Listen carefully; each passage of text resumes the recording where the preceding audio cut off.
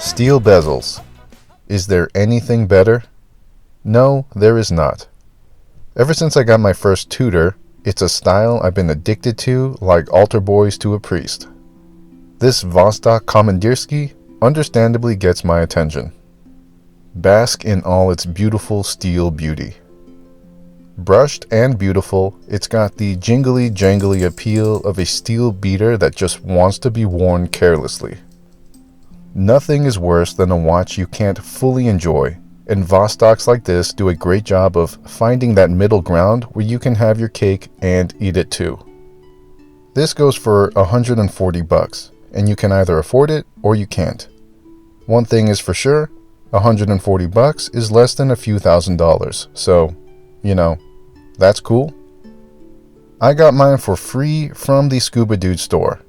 They caught wind of my Vostok obsession and decided to capitalize on the opportunity. Which just goes to show that if you make enough shitty YouTube videos, inevitably people will send you stuff for free. So yeah, this is a biased video, but you're still gonna watch it because you're just a dirty little degenerate watch addict. If you do end up buying from their site, use the code DEGENERATE10 for a 10% discount. I don't get any commission or kickbacks. It's just a discount code you can use if you want, and if you don't, then you're dead to me. On a superficial level, this thing has a Superman vibe to it from the blue and red accents around the dial. A steel watch for the Man of Steel. It's fitting. The case also has some heft to it, which adds to an aura of strength and power. Speaking of power, it's powered by a 2431.01 Vostok in-house movement.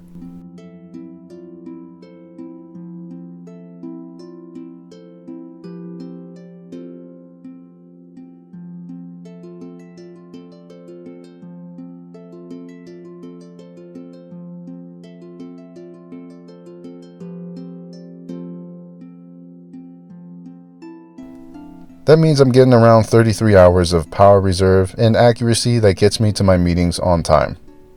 Accuracy isn't always perfect with Vostoks, but that's because they operate best on a full wind and after they've been broken in a bit. So if your entire daily activity consists of sitting down watching screens, then unfortunately you're not exercising that rotor enough to let it shine. One way to mitigate this is to take 10 seconds a day to fully wind the mainspring with the crown, or wear it on the wrist of the arm you used to beat off with. This is a 24-hour watch. The hour hand takes a full 24 hours to go around the dial. The cool effect of this is being able to visualize your entire day on the dial. There's a subtle mental feeling of accomplishment seeing the hour hand progress like a completion meter instead of just a display of time. There's also lume applied, but I'm not gonna lie to you, it's shit. Hey, sometimes things in life are shitty. What are you gonna do? As usual with Vostoks, the bezel is a friction GMT bezel. Am I ever gonna actually use this? No. But it acts as a good fidget spinner to distract me when the anxiety of buying more watches makes me twitch.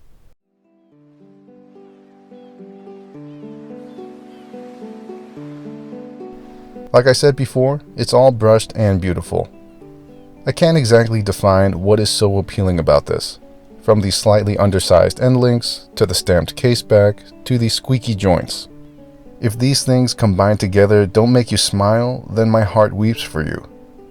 It's these qualities that make this a perfect grab-and-go watch. I don't ever intentionally try and damage it, but it's a watch I feel comfortable tossing around, either in my car when I swap it off for my GPS watch, or when I get back home and chuck it on my counter. There's just a great thing about owning a watch that you're comfortable doing these kinds of things with. I'd say this applies to all Vostoks, but it just applies a little bit more here.